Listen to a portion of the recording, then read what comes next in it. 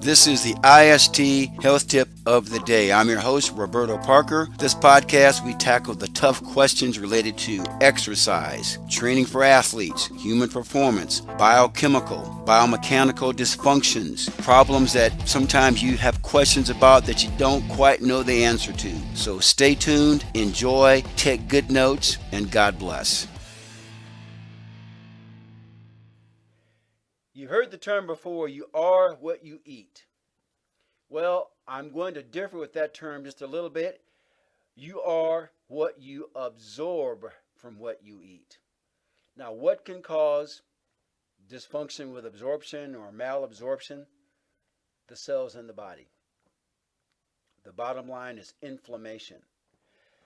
Now, how you absorb food is important because you have your macronutrients such as your proteins and fats and carbohydrates, but you have vitamins and minerals too, like vitamins A, B, C, D, E, K, minerals like magnesium, zinc, sulfur, those types of things. If those types of micronutrients and macronutrients are not being absorbed like they should, you're going to have some health problems down the road. And that could be why you're not losing the body fat, which most Americans, let's face it, are overweight, and why you're not putting on the muscle, the lean muscle. It could be because of malabsorption. So I want to take this to a very granular level because everything that you do with your body in terms of nutrition should be based on a cellular concept, the microcellular concept. Now, I have my whiteboard here. Here are two examples of cells. Get moved over here a little bit. Now, the one on the left, okay, that is a healthy cell. If you notice, there's a green membrane around the cell there. Inside the cells, you have all the different organelles. You have the mitochondria, which is very important, by the way. Very, very important as to the absorption of nutrients and cellular activity and toxic removal. Now, with that green layer representing a semi-permeable surface, you're allowing nutrients to enter the cell more freely and toxins to exit the cell more freely. That's very important. Now, nutrients represent proteins, fats, carbohydrates, minerals, vitamins. Now, on the opposite side of the board, you see there is a red layer around the cell that represents inflammation. Now, because of that, it's a harder, more permeable surface. You get some in there, some nutrients, but very, very little. Therefore, nutrients have a harder time getting in there. Sometimes they don't get in at all. Also, toxins do not exit as easily. This person here is going to have a lot of problems, or if they don't already have a lot of problems. Inflammation, disease, sickness, being overweight, being obese, not having enough energy. Down the road can lead to things like Parkinson's, Alzheimer's, diabetes, thyroid issues, a lot of problems with your skin, with your hair, joints. This person is going to have a lot of issues. This person over here, back to our healthy side, is going to have less issues. I'll hold the board up better so you can see it there. The person over here is going to have a lot less issues because they have a healthy cell. Now, getting back to the mitochondria. At the cellular level, the mitochondria is the powerhouse of the cell. It is the big daddy of the cell. When the mitochondria is not healthy, you're going to have a lot of problems. The mitochondria generates energy for the cell, equivalent to a AA battery. And throughout the day, your body generates about 1,200 watts of energy.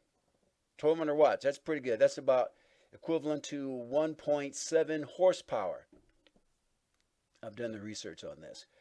So a person who is not very healthy is going to generate about half that amount of energy. which is why they're lethargic, which is why they're not getting things accomplished, which is why they drag their butts out of bed in the morning and have a hard time sleeping at night. They can't take the weight off. They can't put the muscle on. They're always sick. They're more susceptible to coronavirus. Yes, the healthier your cell, the more that immune system is going to respond by defending you better. Bottom line, folks. So, you are what you absorb. Now, how do you get your cell healthy? Sleep, plenty of water, exercise, the right types of exercise. Exercise must be intense at times, not every day. Don't go to the gym and kill yourself every day. I've talked about that in past podcasts before. Don't go to the gym and work out 2 hours a day and try to kill yourself. You're going to defeat the purpose. That can strain the system too much. You need about 2 good, intense training programs a week. Be active the rest of the week. In other words, just don't sit in your butt all week. Exercise. Be active every day. Put the right type of nutrients into your system. Now, getting back to inflammation. This podcast is not about food sensitivity, but there is a thing called food sensitivity. If you're eating the wrong type of foods that does not agree with your blood type, or your neurotransmitter type, or your nervous system type, you're going to develop inflammation, such as peanuts, such as eggs. Now, I'm not saying those things are bad necessarily, but some people are allergic to them, and those are the most common allergens. Eggs, peanuts, milk, soy, those are the most common type of allergens. Now, there's other type of foods too you could be semi-allergic to or have a sensitivity to. You could be sensitive to strawberries, blueberries. You could be sensitive to cauliflower. You could be sensitive to pork chops. But the only way to find that out is to do a blood test, or strictly by trial and error, which is not impossible to do, but very improbable to do. You need to take some sort of a blood panel, and there is a specific test that you can take that will determine the types of foods that you are sensitive to. Call me if you're interested in that. But you've got to get those cells healthy, people. That is the best way to maximize the absorption of nutrients.